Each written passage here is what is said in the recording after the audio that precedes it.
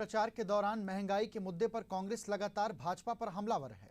कांग्रेस की वरिष्ठ नेत्री और राष्ट्रीय प्रवक्ता रागिनी नायक ने कहा कि महंगाई के मुद्दे को लेकर जनता के बीच मोदी जी नारे लगाते थे, बहुत महंगाई की मार है, लेकिन आज देश की जनता महंगाई की मार से रोज दो चार हो रही है, जिसको लेकर हमारे संवाददाता ने रागिनी नायक से खास बातचीत की है।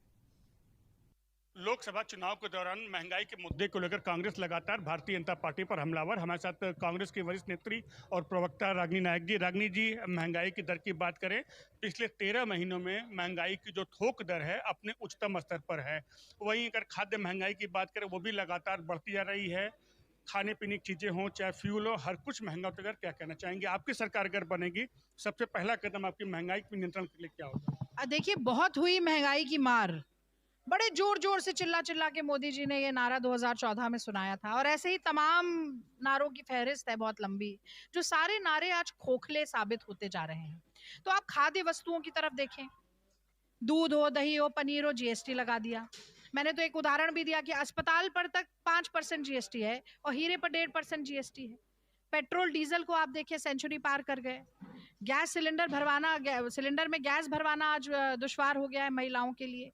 तो मैं समझती हूँ कि महंगाई के साथ साथ बेरोजगारी की जो दोहरी मार है, उसने एक आम आदमी की कमर तोड़ दी है।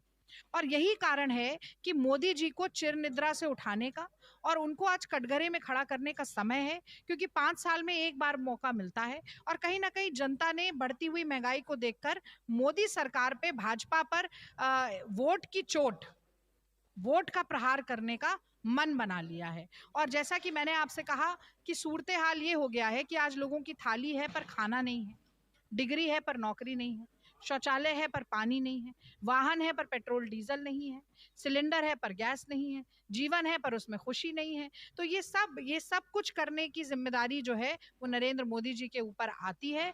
और कहीं ना कहीं अर्थव्यवस्था का जो बंटाधार हुआ है, जो देश में कुपोषण बढ़ा है, आज वो छाती ठोक ठोक कर कहते हैं कि हम 5 किलो राशन दे रहे हैं 80 करोड़ लोगों को, पर वो राशन कहाँ जा रहा है जब देश में भूखमरी बढ़ती जा रही है। ग्लोबल हंगर इंडेक्स में 111वें नंबर पर हम पहुंच गए। तो भैया, ये कौन से धन्ना सेठ हैं जिनके गोदामों में जा रहा है? कौन से धन्ना सेठ हैं जिनकी तोंद फूल रही है ये राशन खा खा के? गरीब आदमी का निवाला तो नहीं बन रहा है ये राशन? ये तमाम सवाल हैं जो पूछे जाने चाहिए। हमने कर्नाटक में ये वादा किया कि हम 10 किलो अनाज देंगे। हमने 5 किलो अनाज हम देते आ रहे, हम ज्यादातर जगह दे रहे हैं जहां हमारी सरकार है। जब हमने केंद्र सरकार से कहा कि हम चावल खरीदना चाहते हैं, 10 किलो देना चाहते हैं, तो ये कह दिया गया मोदी सरकार द्वारा कि एफसीआई में चावल ही नहीं है। मतलब खुद तो देंगे नहीं, जो देना चाह रहा है उसकी राह में भी अड़चन बनेंगे। तो हमने डीबीटी से पैसा पहुंचा दिया। कल ही कांग्रेस पार्टी ने घोषणा की है कि अगर इंडिया गठबंधन की सरकार आती है तो हम 10 किलो राशन मुफ्त में देंगे, क्योंकि कांग्रेस पार्टी के लिए जो घोषणा पत्र है वो न्याय पत्र है, एक पवित्र दस्तावेज है। हम जो करते हैं जो हम कहते हैं वो करके दिखाते हैं, और मोदी जी जो कहते हैं वो कभी नहीं निभाते हैं। रागिनी जी, चुनाव में धार्मिक रंगों, धार्मिक प्रतीकों पर खूब चर्चा हुई। अब संविधान के रंग पर भी चर्चा होने लगी है। असम के मुख्यमंत्री हेमंता बिस्वा शर्मा ने कहा कि राहुल गांधी जो अपनी सभाओं में संविधान की प्रति लेके जाते हैं, उसका रंग जो है लाल है, जबकि हमारे संविधान का ऐसा कोई रंग नहीं है। ये लाल रंग जो है चीन की क्रांति का है। देखिए, चुनाव आता है तो ये चीन और पाकिस्तान कहाँ से आ जाते हैं, मेरे तो समझ से बाहर है। भाई, भारत में चुनाव है, भारत की जनता के दैनंदिन जीवन से जुड़े मुद्दों पर बात करिए।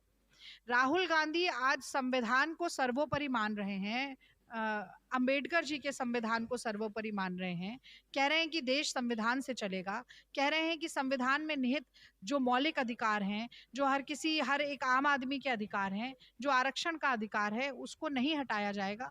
तो भारतीय जनता पार्टी के तमाम नेताओं के पेट में दर्द हो रहा है, क्योंकि वो तो लगातार कह रहे हैं कि जैसे ही 400 सीटें आएंगी हम संविधान बदलेंगे। चाहे अनंत हेगड़े हो, ज्योति मिर्धा हो, दिया कुमारी हो, ये सब कह रहे हैं। यहाँ तक कि सरसंघचालक मोहन भागवत ने कहा है कि आरक्षण की समीक्षा होनी चाहिए।